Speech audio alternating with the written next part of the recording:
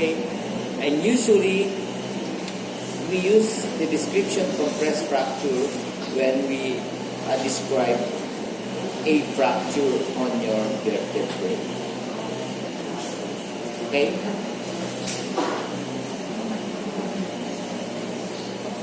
This one, look at the normal size.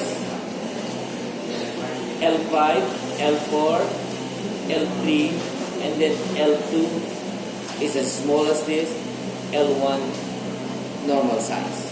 So this is a compressed fracture. Okay? Again, try to compare the shape of your vertebra. Usually, the compressed fracture appears triangular in shape. If you try to compare the diameter anteriorly and posteriorly, usually the anterior diameter is smaller as compared to the diameter of your posterior.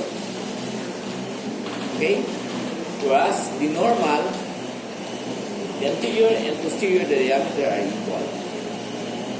In compressed fracture, the anterior diameter is smaller as compared to the posterior diameter. This one is a avulsion. Okay?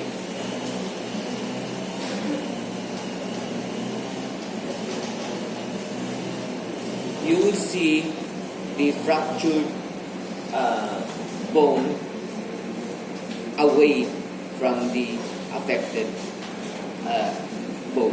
Okay? Nag-avulse. There you are.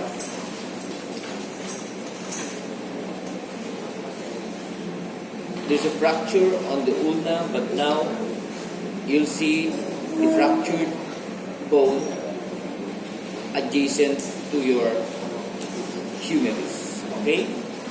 So this is a avulsion fracture.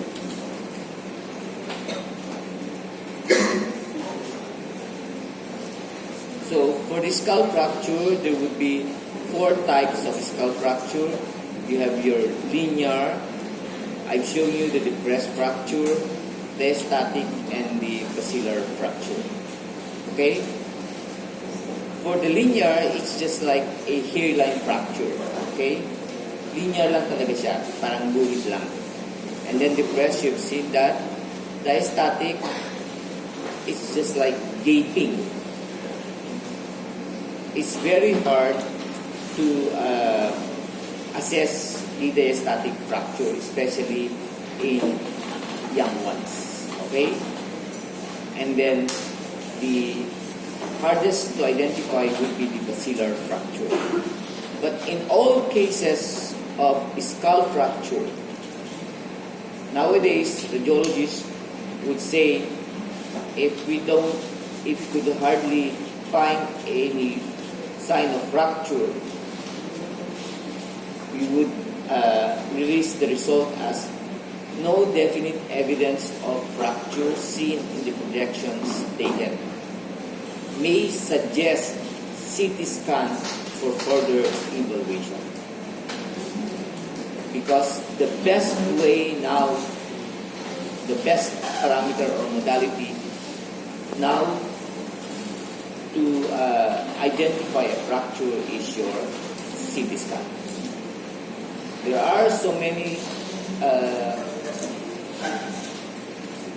fractures that were not seen on X-ray, but it's very visible on CT scan.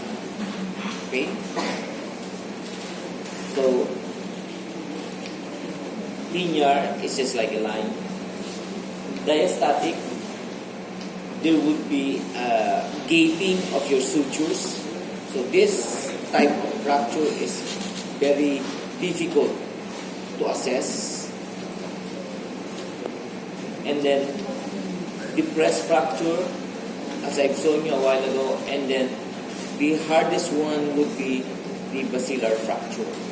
But there are indirect signs wherein you're going to suspect that basilar fracture should be considered. Okay? Whereas on the three types of fracture, no indirect signs. Except for depressed fracture, if you're going to palpate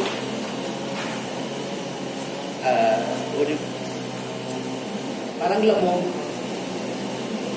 it's just like a jelly, malambot siya. Usually, that is hematoma. So, this is your linear fracture. So, this is your suture.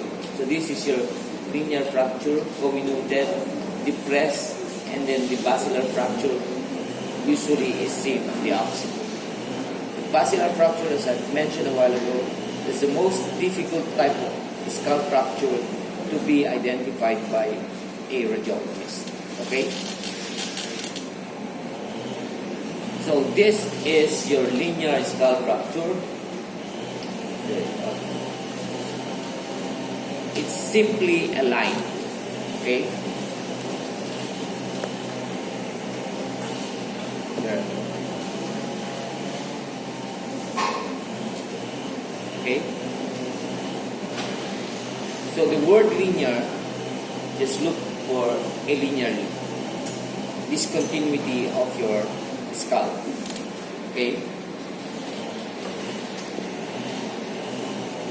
So, one way in helping the radiologist is, if you're going to request for a skull apilateral view, please indicate the site of trauma, if it's on the left or on the right side. This would help a lot for the radiologist. Okay? This one. How come the X-ray film looks like this?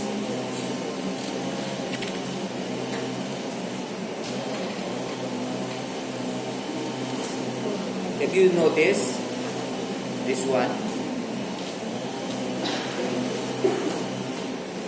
what's the difference of this and this one?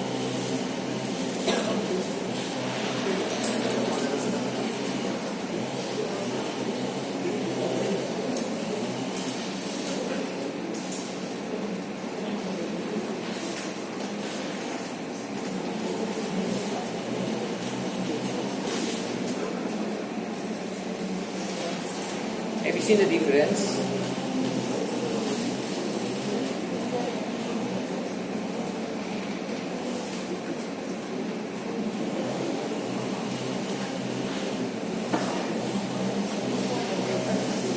You see there are pinpoint whiter.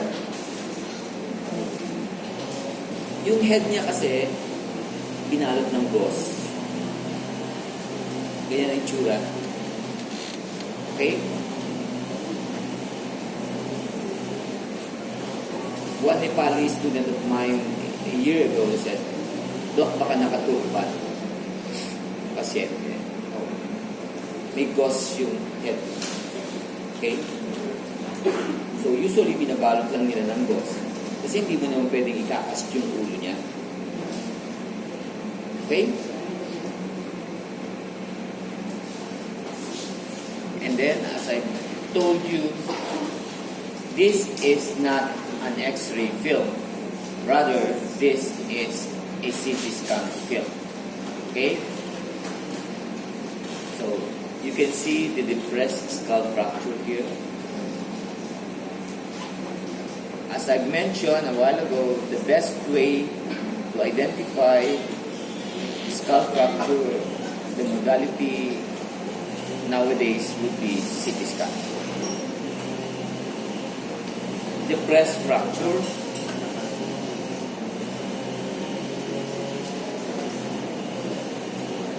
There you are. Depressed fracture, and then CT scan.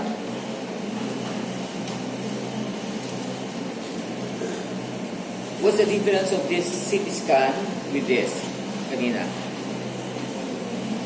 This one. Yes, doctor. This is the bone window. Okay? this is the bone window. Okay? You will never see any brain parenchyma, but it's only the bone that is being visualized. So, chances are for you to miss a bone fracture in CT scan would be very rare because of the bone width.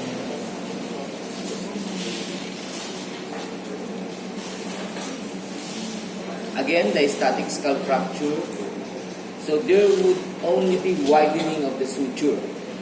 So you can never tell what's exactly the normal suture space. Okay?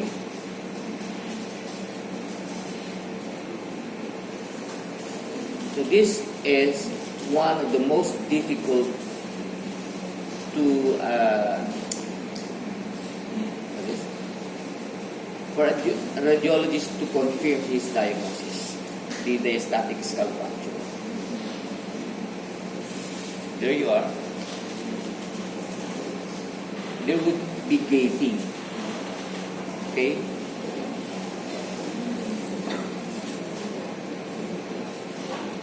There.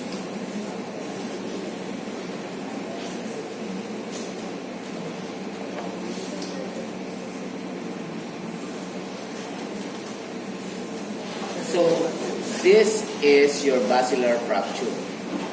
So this is a CAT scan picture. This is also your bone window. So the fracture is there. It's linear in type. Okay, that's the basilar fracture. Okay, and usually basilar fracture would occur at the occiput area of your skull. So, as I've told you, there would be indirect signs for basilar skull fracture. So you have your raccoon's eye and then the battle's sight. Okay? When you say raccoon's eye, you try to look at the eyes of your patient. So there would be hematoma on both sides. Okay? For the battle sign, try to inspect the posterior aspect of your ear, the post-auricular area, and you would see massive hematoma too. Okay? And if there is nose bleeding, that would be a sign that there is CSF leakage. Okay? So, sometimes we radiologists would rely on these indirect signs of basilar skull fracture if we don't have CT scan in some places. Okay? But ideally, if you are suspecting basilar skull fracture, a CT scan must be done. Okay? Why? To know the extent of the fractures, especially if there is CSF leakage. Okay? Because complications would arise if there is CSF leakage. Okay? So with that, thank you very much for listening. So that would be the